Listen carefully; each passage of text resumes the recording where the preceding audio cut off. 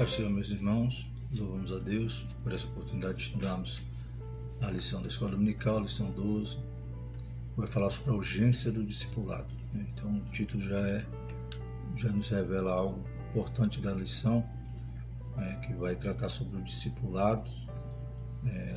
Todos nós que aceitamos a Cristo, desejamos seguir os seus passos, desejamos imitá-lo, aprender dele, que ele é manso e humilde de coração, e isso chama discipulado, como a gente vai desenvolver durante toda a lição. Mas o que me chama a atenção no título é a urgência, algo que também devemos resgatar do movimento pentecostal, do início do movimento pentecostal, dessa necessidade que a igreja tem de fazer discípulos. Não é nem só um resgate do movimento pentecostal, mas sim do próprio ministério de Jesus, ele que nos ensina, que nos dá um modelo de como devem nascer novos cristãos, ou seja, aqueles que recebem o Senhor como seu Senhor e Salvador, também são instruídos, são ensinados para se tornarem novas criaturas, para poderem refletir o caráter de Cristo em cada um de nós. Então, estaremos estudando esse tema na lição 12. Volto a lembrar os irmãos, principalmente nesses dias que muitas igrejas estarão fechadas, por causa das restrições causadas pela pandemia. E por isso que existe na descrição do vídeo os slides dessa lição, tanto no formato PDF quanto no formato PowerPoint. Então os irmãos poderão utilizar esse material livremente para poderem subsidiar suas aulas. Continuando o estudo sobre o verdadeiro pentecostalismo, a atualidade da doutrina bíblica sobre a atuação do Espírito Santo. Então, essa lição comentada pelo pastor Ezequiel Soares, que tem nos feito refletir e desejar resgatar esses princípios, esses valores que nortearam o início desse movimento pentecostal. O textual da nossa lição diz: portanto, ide, ensinai todas as nações, batizando-os em nome do Pai, do Filho e do Espírito Santo. Mateus 28, 19. Nossa verdade prática diz: chamamos de discipulado na fé o aprendizado do discípulo por meio de seu mestre na igreja, para ajudar a desenvolver o seu crescimento espiritual. Leitura diária. Na segunda, Mateus 4:3, o ensino da palavra acompanha a evangelização. Na terça, Atos 11, 25 e 26, Saulo de Tarso foi convidado para conduzir o discipulado em Antioquia da Síria. Quarta, Atos 19, 9 e 10. O objetivo principal do apóstolo Paulo em Éfeso foi a educação cristã. Quinta, Filipenses 4:9, aprendemos a verdade cristã com os nossos mestres. Sexta, 2 Timóteo 3:14 a 17, a Bíblia é a fonte do discipulado. Sábado, Tito 3:14, no discipulado aprendemos o funcionamento da vida cristã. Nossa leitura em classe: Mateus 28, 16 a 20, Atos 2, 42 a 47. Passamos a leitura em Mateus 28. E os 11 discípulos partiram para a Galiléia, para o monte que Jesus lhe tinha designado. E quando o viram, o adoraram, mas alguns duvidaram. Chegando-se Jesus, falou-lhes dizendo: é-me dado todo o poder no céu e na terra. Portanto, ide e ensinai todas as nações, batizando-as em nome do Pai, e do Filho, e do Espírito Santo, ensinando-as a guardar todas as coisas que eu vos tenho mandado. E eis que estou convosco todos os dias até a consumação dos séculos. Amém. Atos 2. E perseveravam na doutrina dos apóstolos, na comunhão, no partir do pão e nas orações. Em cada alma havia temor, e muitas maravilhas e sinais se faziam pelos apóstolos. Todos os que criam estavam juntos e tinham tudo em comum. Vendiam suas propriedades e fazendas, repartiam com todos, segundo cada um tinha necessidade. E perseverando unânimes todos os dias no templo, e partindo o pão em casa, comiam juntos com alegria e singeleza de coração, louvando a Deus, caindo na graça de todo o povo, e todos os dias acrescentava o Senhor à igreja. O objetivo geral da nossa lição é esclarecer a urgência do discipulado. Né? Voltamos a frisar nessa palavra urgência, algo que nós precisamos, né, estar realmente debruçado, né, na obra. Por quê? Porque Jesus, ele não só nos deu, né, o mandamento, o ide lá em Marcos, né, como nós temos de cor, né, ide por todo mundo pregar o Evangelho, mas ele também, em Mateus agora, né, nesse sinótico, vai nos mostrar que, além de pregar, devemos ensinar, devemos fazer discípulos, como também vai mostrar em outras traduções. Então é urgente, né, e é uma obra que né, temos o mandamento de Jesus para também toda a igreja, né? Não é só o pastor que tem essa obrigação, é toda a igreja. Da mesma maneira que o ide por todo mundo e pregar o Evangelho, ide por todo mundo e ensinar as nações, é um mandamento para mim e para você, para nós todos. Então, o objetivo específico será, estaremos extraindo de cada ponto da lição, conceituar o discipulado, elencar o tripé do discipulado, palavra, comunhão e serviço, e mostrar que o discipulado gera um crescimento sadio para a igreja. Louvado seja o nome do Senhor. Do Interagindo com o Professor, extraímos o seguinte: a relação mestre-discípulo é um modelo bíblico do verdadeiro discipulado. O ensino bíblico mostra que é necessário que haja alguém experiente e idôneo que ensine e pessoas dispostas a aprender com o objetivo de atingir a estatura de varão perfeito. Está lá em Efésios. Na fé cristã, a relação entre o mestre e o discípulo é atemporal. O nosso mestre por excelência é o Senhor Jesus. Espera-se que os crentes mais experientes atuem no sentido de ensinar os mais novos a imitar o nosso Senhor e Salvador. 1 Coríntios 11:1.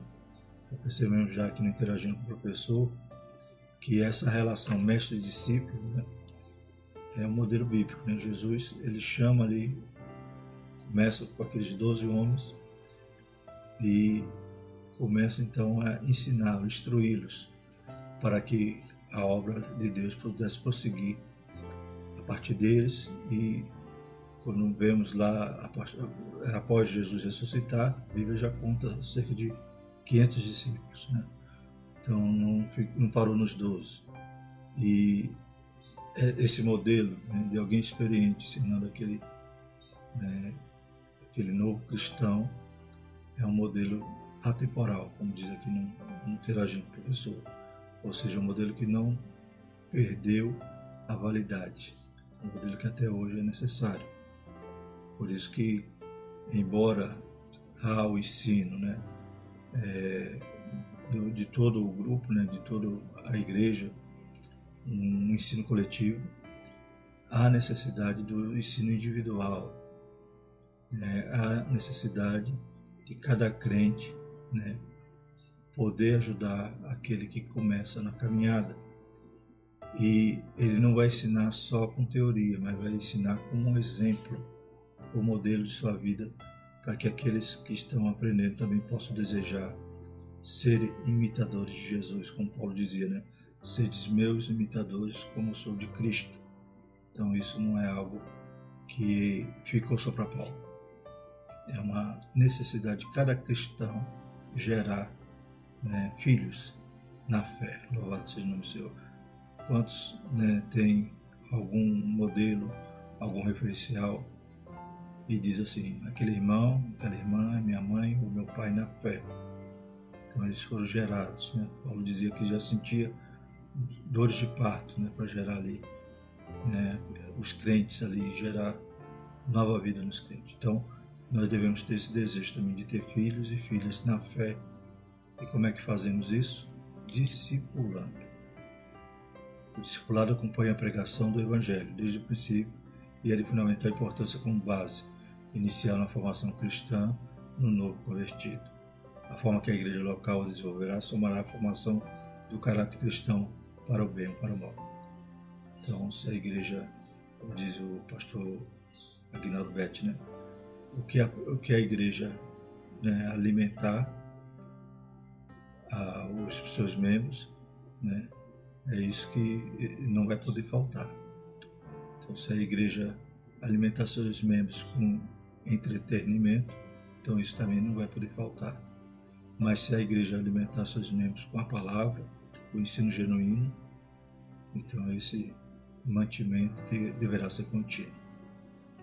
Glórias a Deus. Então isso vai influenciar para o bem ou para o mal, para o crescimento sadio ou não de uma igreja. O que é o discípulo? O termo discipulado vem de discípulo, que significa aprendiz, aluno, seguidor. Isso vale no âmbito secular e religioso. Qualquer sentido desse termo se aplica ao cristão. Então, qualquer sentido é para nós. Aprendiz, aluno, seguidor. Por isso que Jesus disse, né? Quem quer vir após mim, negue-se a si mesmo, tome sua cruz e siga-me. Então, precisamos ser discípulos de Jesus, estar seguindo Ele. E seguir Jesus é imitá-lo, né? É procurar cada dia mais se parecer com Ele. Poder dizer, não vivo mais eu, mas Cristo vive em mim. Então não é simplesmente uma religião em que eu vou cumprir alguns ritos, alguns preceitos e farei parte dela. Não, eu tenho que a cada dia, né, seguir a Jesus e parecer mais um pouquinho com Ele. Pedir a graça, pedir a ajuda do Espírito Santo para que possamos a cada dia crucificar o nosso eu e ressuscitar com Cristo, como diz a sua palavra. O discípulo. Subtópico 1. O termo se aplica com frequência nos evangelhos aos seguidores de Jesus. A gente vê que esse discípulo está, né, associado àqueles que seguiam Jesus. Jesus, vendo a multidão, subiu ao monte e, assentando-se, aproximaram-se dele os seus discípulos. Mateus 5:1. Disso segue o discipulado, ensino para ser seguidor de Cristo, ou seja, é o ensino bíblico básico para o novo convertido desenvolver-se espiritualmente. Então, o comentarista vai, né, também classificar dessa forma, o ensino básico, ou seja, é necessário ter o primeiro leite, né? Quando aceitamos a Cristo, passamos a ser nova criatura, nascer de novo, crianças. Então precisamos ter o alimento espiritual para poder nos desenvolver. Trata-se de instruções que abrangem vários aspectos da vida, na área espiritual, emocional e social. O ministério do ensino ocupa espaço relevante no cristianismo. Então, Romanos 12:7, se é ministério, seja ministrar, seja ensinar, seja educação ou ensino.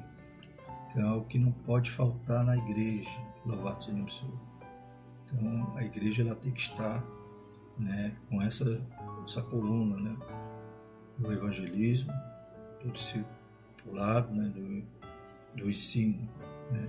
Devemos crescer na graça e no conhecimento, né, na graça e na unção, né, no espírito e no conhecimento é conhecer a palavra de Deus, poder meditar nela de dia e de noite, para que possamos ser bem-sucedidos em tudo, como diz lá em Josué. Segundo subtópico, a grande comissão. Então, essa grande comissão que foi o nosso texto em classe, Mateus 28:18-20, né? Portanto, ide, ensinai todas as nações, batizando em nome do Pai, do Filho e do Espírito Santo.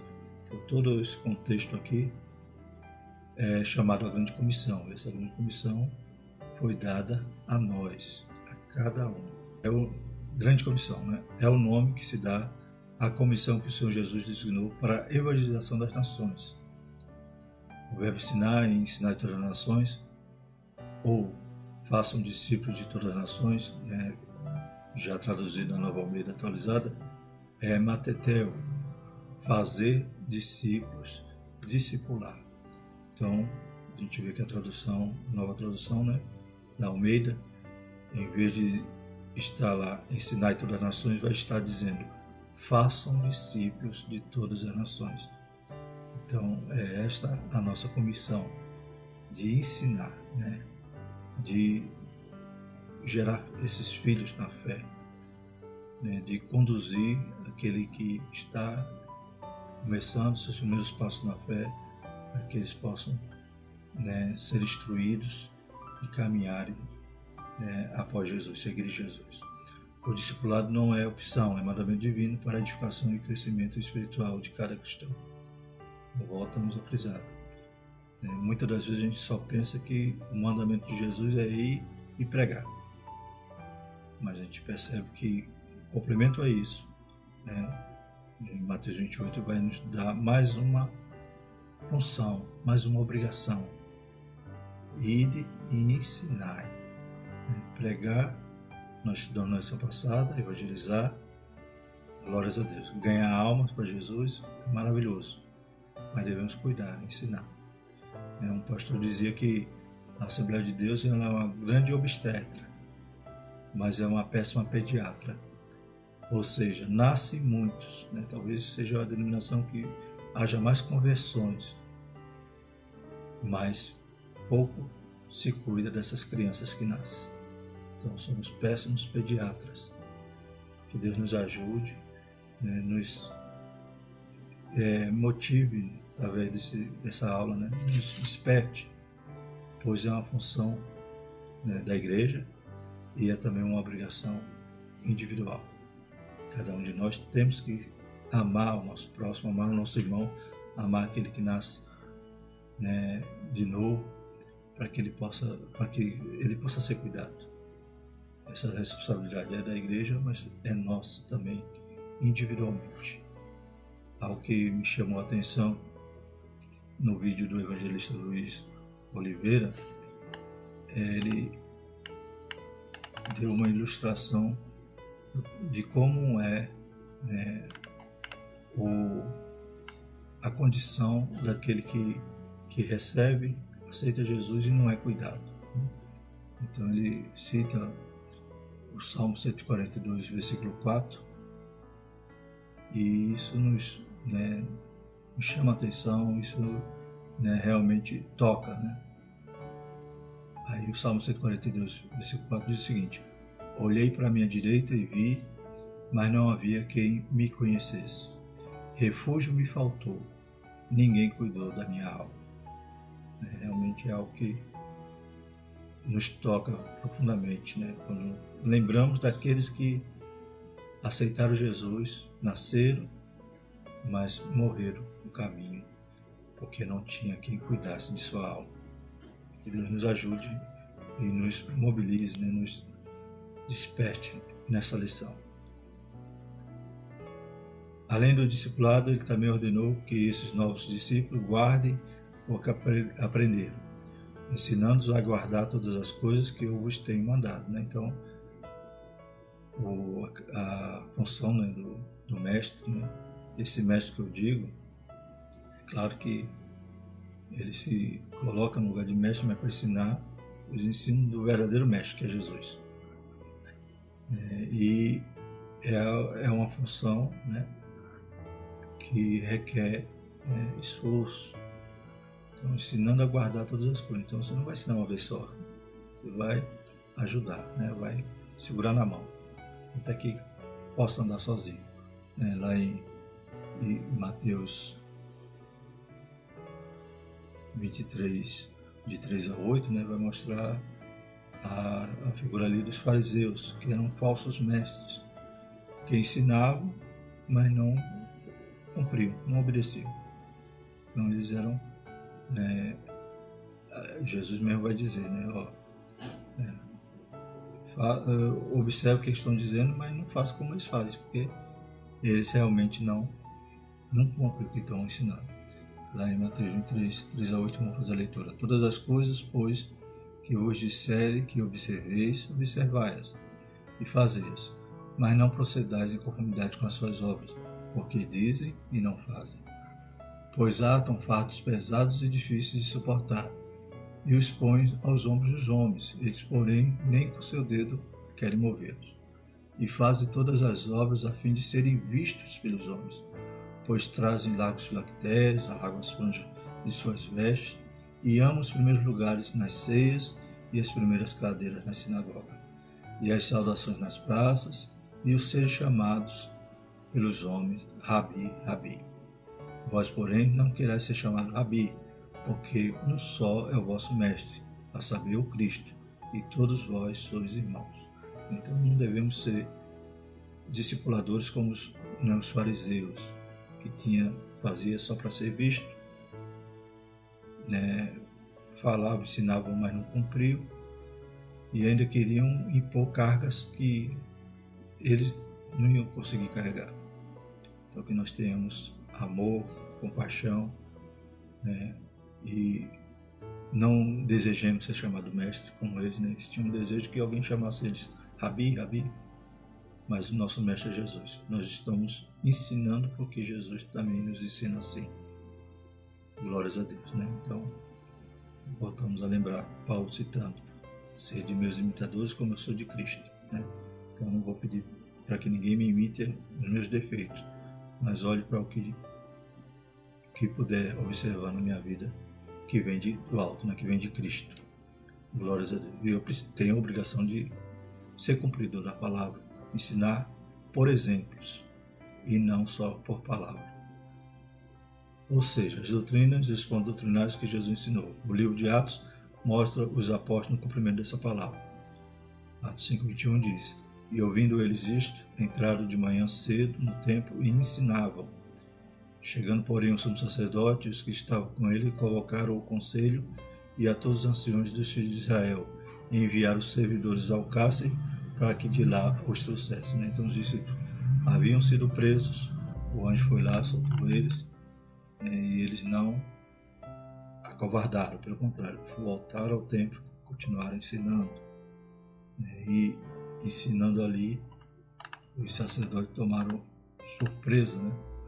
Porque imaginava que eles estavam presos, e quando foram buscá-los no cárcere, o cárcere fechado, e os discípulos, os apóstolos não estavam ali, mas estavam lá logo cedo no templo ensinando. Louvado seja o Senhor.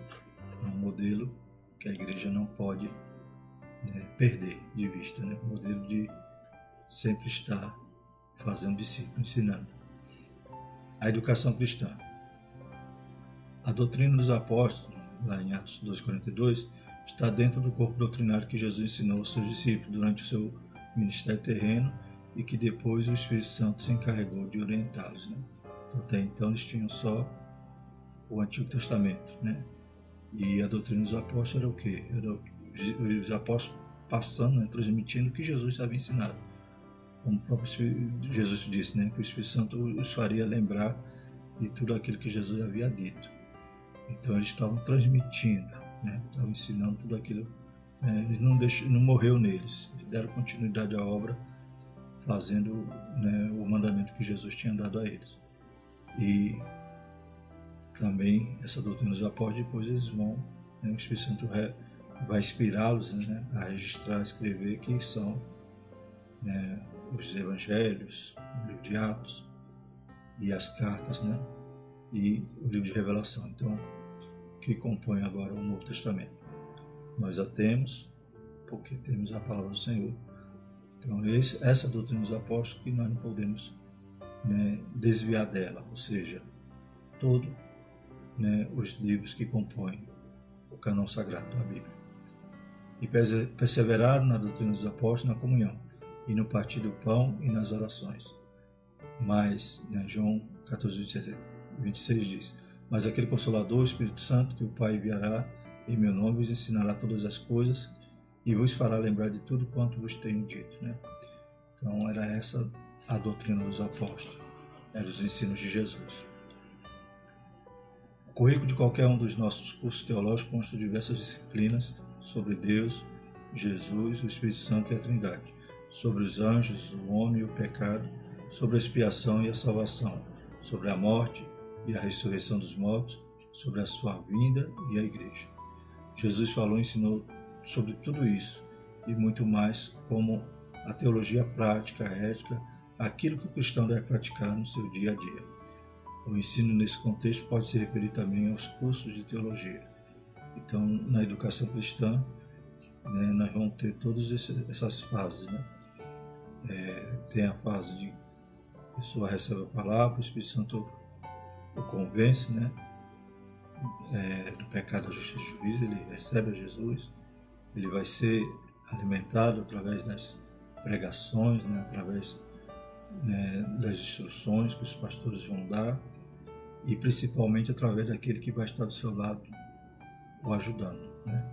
Aquele que vai estar fazendo o mandamento de Cristo, discipulando. Então, aquele que percebe, né, a necessidade daquele novo convertido de acompanhá-lo e tem esse sentimento, né, essa compaixão, esse desejo de ajudar, como Barnabé, né? Barnabé, ele realmente era um discipulador. Ele foi aquele que ajudou Paulo no começo, né? Paulo ali desacreditado, os discípulos com medo dele, Barnabé vai lá e apresenta, conta toda a história de Paulo e vai ser, né, o seu primeiro discipulador, né? E depois ele ainda chama Paulo para discipular também ali em Antioquia. Então a gente vai ver que é algo que deve estar no nosso coração, né? Esse desejo de ver o seu irmão crescer. E percebemos então que esse ensino começa nesse ponto, né, das pregações do irmão que está ali ajudando, daquele pai, daquela mãe na fé. E outra fase do discipulado é a escola bíblica dominical. Irmãos, como é importante a escola bíblica dominical. A gente tem visto nesses estudos como é importante resgatar, né, tudo aquilo que a nossa igreja foi no princípio e precisa continuar sendo, né, mostrar que foi a escola dominical que deu a estrutura, né, teológica aos obreiros no início e continua, né, formando obreiros hoje. E também é ela que vai fazer esse papel nessa fase de instrução do discipulado, né, uma forma mais sistemática, né, que, como o próprio texto diz aqui, Jesus ensinava a teologia prática. Isso cabe ao irmão que está ali ajudando o outro, né? E vamos ter então um ensino mais sistemático através da escola dominical.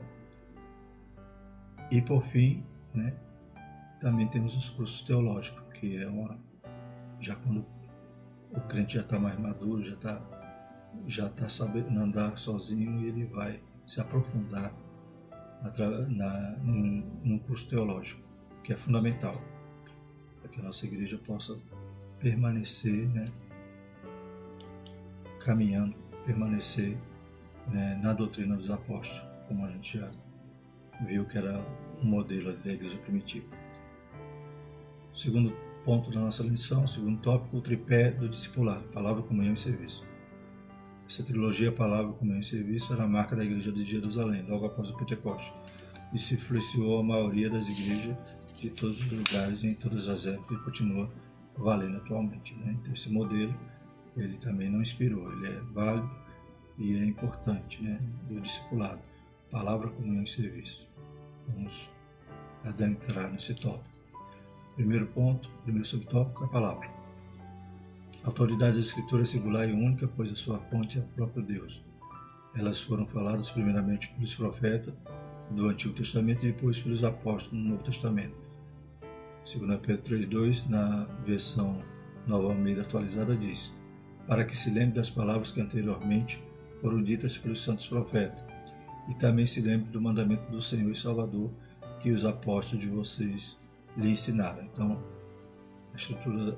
a autoridade das Escrituras, né, ela é toda inspirada e apta para ensinar, instruir, redarguir, né, exortar.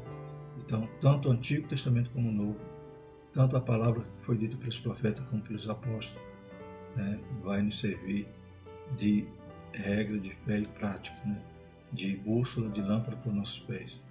Os primeiros discípulos perseveraram na doutrina dos apóstolos. Isso quer dizer que eles continuavam no aprendizado sob o comando dos apóstolos. Jesus usava o Antigo Testamento, instruía, revelava, né, dava real sentido ao que a lei dizia. Então, Jesus instruía ali daquela forma, demonstrava o que os profetas diziam, que estava se cumprindo, o que haverá ainda de se cumprir. E os apóstolos também, né, eles multiplicavam esse ensinamento de Jesus para a igreja. E hoje nós temos a palavra para nos dar, né, esse norte. Esse ensino se baseava tanto na Escritura quanto na própria experiência dos apóstolos, os quais receberam a revelação diretamente de Jesus durante seu ministério terreno e depois de Pentecostes do Espírito Santo. Então, essa é a experiência dos apóstolos. É claro que não era algo, né, particular. A experiência deles era a vivência que eles tiveram com Cristo, né, para poder ensinar. E o que o Espírito Santo o revelava ou inspirava, né, para que eles ensinassem e escrevessem para nos deixar. As quais também falamos, não com palavras de sabedoria humana, mas com as que o Espírito Santo ensina, comparando as coisas espirituais com as espirituais. 1 Coríntios 2, 12 a 13. Então Paulo tinha certeza que era o Espírito Santo que o conduzia em tudo. Na atualidade não temos apóstolos em pessoa conosco. No entanto, eles ainda nos ensinam pela palavra de Deus, a Bíblia, né? Então hoje nós temos o Novo Testamento que pode se, então, referir a isso, né? A doutrina dos apóstolos. E toda a Escritura ela é apta para nos ensinar. Segundo subtópico, a comunhão. Lá em Atos 2:42. Ter tudo em comum e partilhar da mesma crença é comunhão. A palavra grega koinonia, comunhão, significa compartilhar ou participar mutuamente de algum evento comum ou acordo. Então estamos estudando o quê? Do tripé, né, do discipulado. Então o convertido vai ter que aprender isso. Tem que aprender a ser instruído pela palavra e aprender a comunhão, né? Ele tem que ter essa experiência da comunhão. É interessante o evangelista Moody, né? O pastor Moody, do século XIX, ele tinha preocupação, né, com as almas individualmente. Então, será se é interessante, né, a gente ver alguns movimentos, algumas cruzadas e, né, dezenas, centenas de pessoas se rendem a Jesus e depois aquelas pessoas ficam soltas sem ninguém cuidar, né? Então o evangelista Moody, ele tinha essa preocupação e ele criou, né, na sua igreja chamada Sala dos Interessados, né? Então ali no final do culto ele convidava as pessoas a ir visitarem essa sala, onde havia ali os conselheiros, né, os conselheiros espirituais, pessoas, né, que tinham eram capacitadas para fazer essa obra. E o que significava isso? Então as pessoas novas convertidas já eram direcionadas para lá para começarem, né, a serem acompanhadas, e até mesmo aquelas que ainda estavam em dúvida, né? Então ele fazia esse convite para as pessoas que tinham sentido, né, que estavam desejosos de conhecer mais a Deus. Então é importante que a gente lembre disso, né? O que adianta ganhar almas, né, no atacado e deixar com que elas se percam. Então não adianta só ganhar, não adianta só evangelizar, temos que discipular, e é algo que o Senhor requer de cada um de nós. Glórias a Deus, né? Cada um de nós temos compaixão para fazer essa obra. No Antigo Testamento, a ideia de comunhão diz respeito ao relacionamento da pessoa com o seu próximo. E isso ele vai sentir a comunhão. Se você se aproxima de um novo convertido, se você é vizinho de algum, mora perto, vai ajudá-lo a ir para a casa do Senhor, esclarecer as suas dúvidas, né? Dar conselhos cristãos, então ele vai sentir acolhido e vai sentir essa comunhão que a igreja tem que ter. Quão bom e quão suave é que os irmãos vivem em união. Salmo 133, 1. Embora Abraão tenha sido chamado amigo de Deus e Moisés tenha falado com Deus face a face, eles não provaram a mesma comunhão com Deus como os crentes da nova aliança. Então temos que ter comunhão uns com os outros e comunhão com Deus. E essa comunhão que nós podemos ter hoje, né, é algo muito mais excelente do que os homens de Deus tiveram no passado. Por quê? porque hoje o Espírito Santo habita em nós. Somos morada dele, somos o corpo de Cristo. A comunhão do cristianismo envolve tanto o relacionamento entre os irmãos, como também com o Pai, com o Filho e com o Espírito Santo. Diz lá em 1 João 1,3: o que vimos e ouvimos, isso vos anunciamos, para que também tenhais comunhão conosco. E a nossa comunhão é com o Pai, com o Filho, e com o Pai e com o seu Filho, Jesus Cristo. Então, é o desejo de Jesus, que todos nós sejamos um. A graça do Senhor Jesus Cristo, o amor de Deus e a comunhão do Espírito Santo sejam com todos vós. A bênção apostólica, Então, essa comunhão é necessária e por isso que nos chamamos de irmãos. A comunhão na igreja de Jerusalém, versículo 44. A igreja de Jerusalém, logo nos seus primeiros dias, deu ao mundo uma lição de coinonia. O que o texto sagrado diz é que não se trata apenas de compartilhar algo, mas também de unidade. Então eles tinham tudo em comum. E era um o coração e a alma da multidão, dos que criam. Ninguém dizia que coisa alguma do que possuía era sua própria, mas todas as coisas lhe eram comuns. Então, percebe que na igreja, em Jerusalém, ali, a igreja primitiva, eles não tinham apego por nada material, porque eles esperavam Jesus voltar naqueles dias. E hoje, muitas das vezes, quando nós tornamos egoístas, pensamos só em nós mesmos, é porque a gente tira o foco da volta de Jesus. Glórias a Deus. Quando Jesus voltar, achará fé na terra, bendito o nome do Senhor. Nós possamos viver o verdadeiro cristianismo. Viver da forma como Jesus quer que nós vivamos, com essa comunhão. Não com tanta briga, com tanta intriga, com tanta desavença por pequenas coisas, que hoje muitos cristãos perdem seu tempo e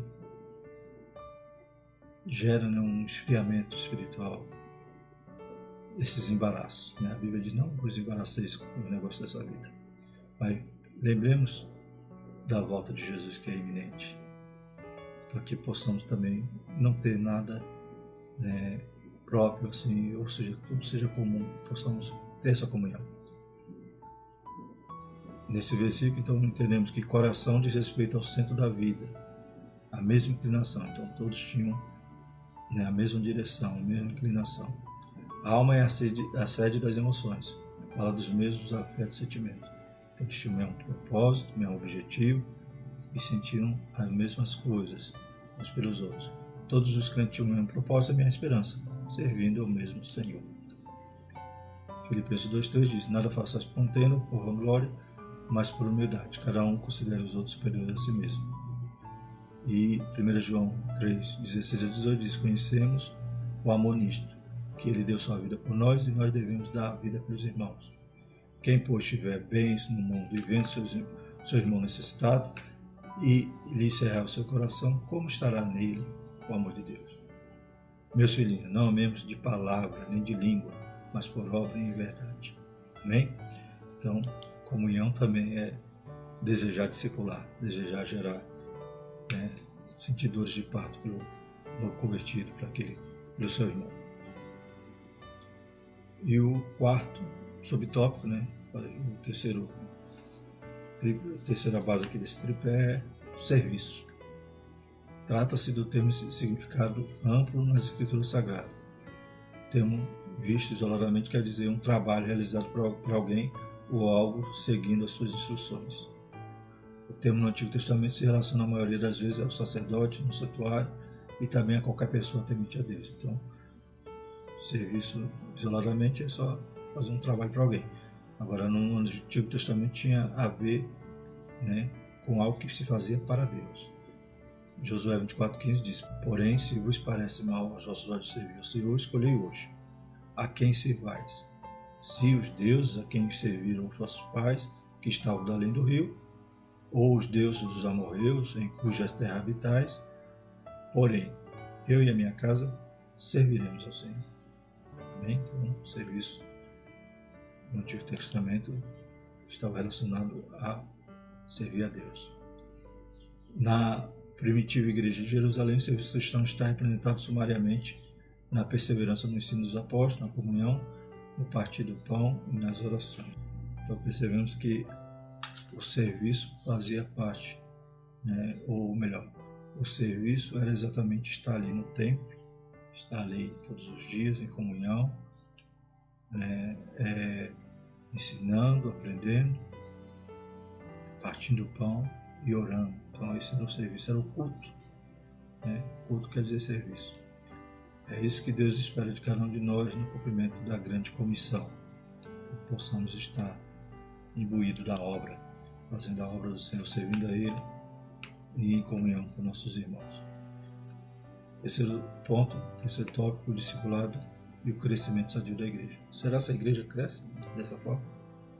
Você amando seu irmão, você acolhendo o novo convertido. Será que a igreja cresce se ela estiver preocupada com a educação cristã, com a escola bíblica dominical? Será que a igreja cresce se ela tiver também algum curso teológico para dar aos obreiros, aos membros? Claro que vai crescer de forma sadia.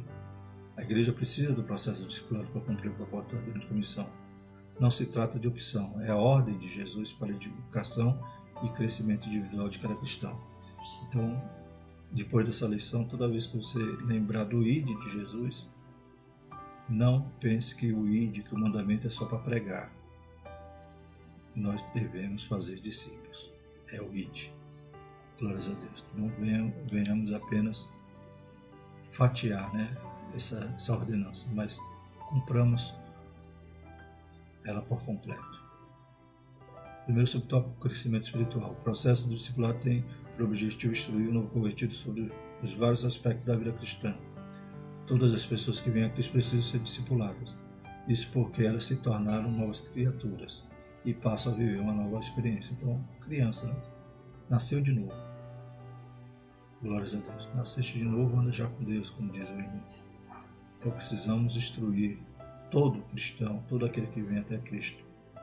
Elas precisam ser ensinadas para o seu crescimento espiritual e amadurecimento na fé. Então elas vão crescer na graça e no conhecimento e vão amadurecer. Antes de crescer na graça e no conhecimento de nosso Senhor e Salvador Jesus Cristo, a Ele seja dada a glória, assim, agora como no dia da eternidade. Amém. 2 Pedro 3,18, Efésios 4, 12 e 14 vai dizer: E Ele mesmo deu uns para os apóstolos, outros para profetas, outros para evangelistas e outros pastores e doutores, querendo o aperfeiçoamento dos santos para a obra do ministério, para a edificação do corpo de Cristo, até que todos cheguemos à unidade da fé, ao conhecimento do Filho de Deus, a varão perfeito, à medida e estatura completa de Cristo, para que não sejamos mais meninos inconstantes, levados em roda por todo o vento de doutrina, pelo engano dos homens e com astúcia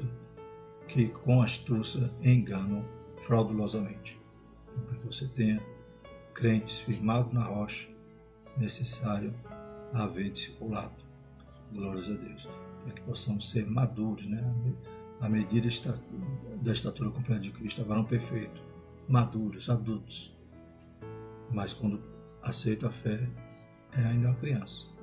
Tem que tomar o leite, depois, né, o alimento vai ficando mais sólido à medida que é instruído, para que não seja vítima, não seja, né, não esteja à mercê dos falsos mestres, dos enganadores que com astúcia enganam fraudulosamente. Então é nossa obrigação instruir. O crescimento numérico, segundo subtópico. O processo do discipulado proporciona à igreja, além do crescimento espiritual, o crescimento numérico. Assim, pois, as igrejas em toda a Judeia e Galiléia e Samaria tinham paz e eram edificadas e se multiplicavam, andando no temor do Senhor e na consolação do Espírito Santo. Atos 9:31. Então, há o crescimento numérico, mas o crescimento sadio, né? Me vem à memória agora, né, que dizia o pastor Clésio, né? Que ele dizia que uma vez acordou assustado, gritando: mãe, cresci demais, passei da cama. Aí a mãe chegou e falou: não, meu filho, você não cresceu demais não, é que você está atravessado. Então que a igreja não fique atravessada, que ela cresça de verdade, né? Que ela não... o vitorista da lição aqui, deixou-nos aqui no subsídio da vida cristã, é o seguinte: O discipulado eficaz estabelece a relação adequada entre a obra da treliça e a obra da videira. As igrejas tendem em direção à institucionalização, pela qual o foco muda da videira orgânica para a treliça, estrutura. Então ele vai dizer aqui que as igrejas elas crescem e começam, né, a pensar mais na estrutura, se esquece da videira, como se fosse, né, a treliça seria aquela armação para que a videira possa ramar e pendurar ali seus cachos. Então o que adianta eu ter uma armação bonita e não ter fruto, e não ter uma videira cuidada? Então que nós possamos cuidar das vidas, cuidar das almas, para que elas possam gerar frutos. E quanto mais tiver fruto, mais eu vou ter que agora mexer na estrutura, aí sim, não o oposto. Aí o comentário da lição vai mostrar aqui, né, através dessa citação, que é do livro O Discipulado Eficaz e o Crescimento da Igreja, de Rairan Batista da Silva. Ele vai trazer a ilustração que começou a igreja assim, a igreja do século IV até o século XII, né? Cresceu, se estruturou, mas não cuidou mais das vidas. Se tornou, né, apenas a organização e não o organismo. Aí veio a reforma, abalou toda essa estrutura, só que hoje, infelizmente, muitas igrejas crescem financeiramente, estruturalmente, e a videira não está sendo alimentada, não está sendo nutrida. Então precisamos cuidar da videira para que a estrutura cresça sadia, saudável e necessária, e não uma estrutura que não tenha, né, não tenha utilidade. Então treliça é a estrutura, mas a videira que é o importante, é o principal. Note que o propósito da terceira viagem do apóstolo Paulo não foi para plantar igrejas locais, mas para discipular e ensinar a igreja de Éfeso, formar e treinar obreiros para a seara do Senhor. Ele ficou ali durante 3 anos. Portanto, vigiai, lembrando-vos que durante 3 anos não cessei noite e dia de admoestar com lágrimas a cada um de vós. Né? Que sentimento maravilhoso Paulo tinha pela obra, né? Ele deixa tudo, vai servir ao Senhor dessa forma tão esplêndida, né? E ele não queria só fundar as igrejas, ele queria depois cuidar, doutrinar, né? Enviava carta, visitava de novo e estruturava ali através de obreiros, formando obreiros para que pudesse dar continuidade àquela obra. Ele tinha filhos na fé inúmeros, né? Timóteo, Tito, Filemão, esses que estão registrados fora, né? Todos aqueles que ele citava em suas saudações, e todos aqueles que não foram registrados.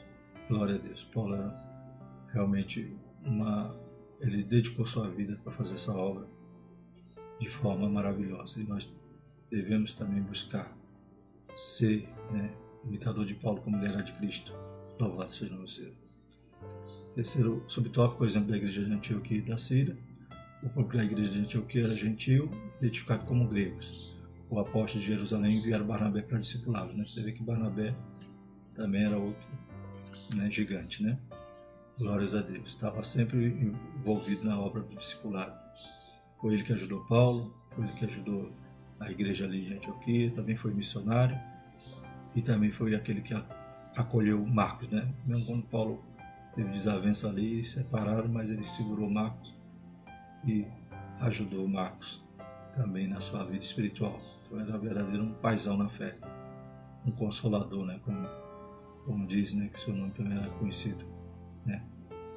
Então precisamos ter o Espírito Santo na nossa vida atuando dessa forma, né? Nós devemos dar liberdade para o Espírito Santo também nos mover no sentido de consolar os outros, de ajudar, de ser um discipulador. Ao se deparar com um grupo de gregos convertidos, ele concluiu que ninguém seria melhor do que Saulo para ensinar esses novos crentes de costumes estranhos. Barnabé não hesitou em buscá-lo em Tarso para essa nobre tarefa. Talvez Barnabé fizesse aquela obra sozinho, mas lembrou de Saulo, né? É interessante também que quando você gera um filho, você quer que aquele filho faça uma obra maior do que a sua. Não faça como o rei Saul, né?